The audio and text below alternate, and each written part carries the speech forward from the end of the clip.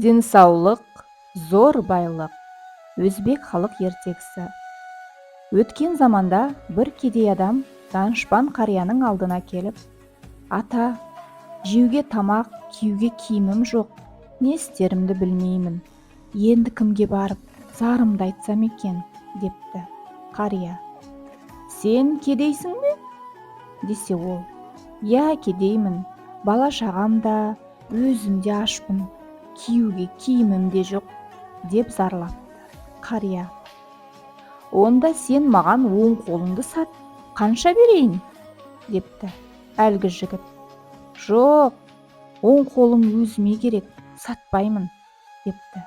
Сонда қария: "Болмаса оң көзіңді сат" депті.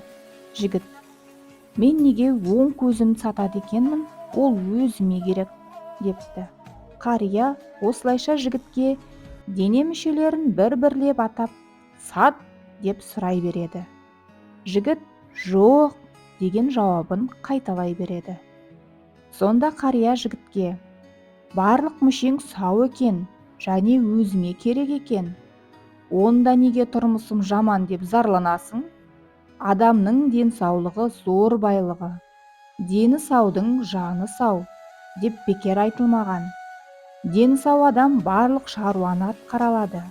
Еңбекпен өткен күн де несібелі, берекелі болады" деп ақыл айтқан екен.